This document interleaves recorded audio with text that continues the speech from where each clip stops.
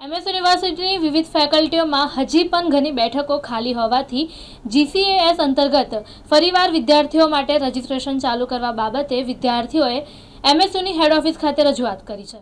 MS યુનિવર્સિટીમાં છેલ્લા 3 થી 3.5 મહિનાથી એડમિશનની પ્રક્રિયા ચાલી રહી છે, છતાં અનેક વિભાગોમાં બેઠકો ખાલી છે।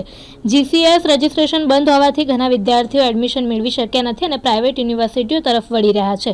એક સમયની વિશ્વવિખ્યાત યુનિવર્સિટીમાં આજે ખાલી બેઠકો હોવા છતાં જીસીએએસના કારણે એડમિશન આપવામાં નથી આવતું।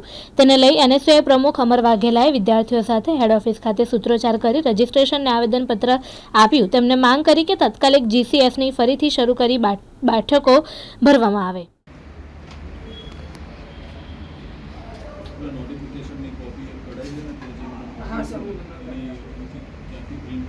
અમુક ખાસા ડિપાર્ટમેન્ટની ચાલુ થઈ રહી છે। સર, આ છોકરાઓ કેવી રીતે તૈયારી કરશે, સિલેબસ એ લોકોનો કઈ રીતે પડશે, એડમિશન મળશે?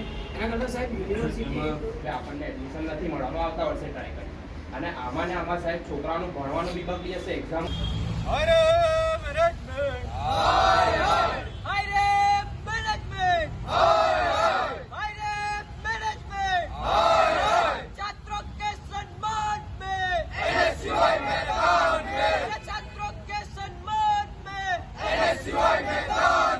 બહુ હેલ્પફુલ થશે। એ લોકોનું સર વરસ બગડતું સર થઈ જશે।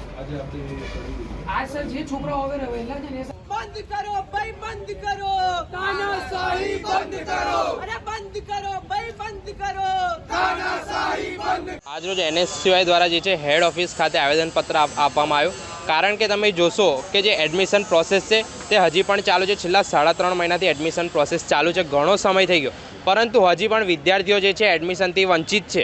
એમએસ યુનિવર્સિટીમાં ઘણી બેઠકો ખાલી છે વિદ્યાર્થીઓ માટે, પરંતુ આ જીકાસ નામનું પોર્ટલ જે એટલું ખરાબ છે કે વિદ્યાર્થીઓને એડમિશન નથી મળી રહ્યા અને ક્યાંક ને ક્યાંક જોશો કે વિદ્યાર્થીઓ પોતાના ભવિષ્યને એટલું ભયાનક ગણી રહ્યા છે હાલના ટાઈમમાં, કારણ કે તેઓને એડમિશન નથી મળી રહ્યા। મધ્યમ વર્ગના વિદ્યાર્થીઓ છે તેઓ આખરે કંટાળીને ભણતર પણ ઘણા વિદ્યાર્થીઓએ છોડી દીધેલું છે।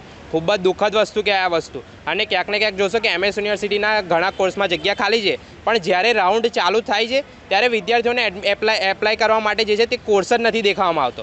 એટલે ક્યાંક ને ક્યાંક સ્પષ્ટપણે દેખાઈ રહ્યું છે કે આ જે એમએસયુના સત્તાધીશો છે તેઓ જે છે પ્રાઇવેટ યુનિવર્સિટીને ફાયદો પહોંચાડવા માટે આ સરકારે જે જીકાસ નામનું પોર્ટલ લાવીને માત્ર ને માત્ર પ્રાઇવેટ યુનિવર્સિટીને ફાયદો પહોંચાડે છે અને વિદ્યાર્થીઓના ભવિષ્યને અંધકારમય બનાવી દીધું છે।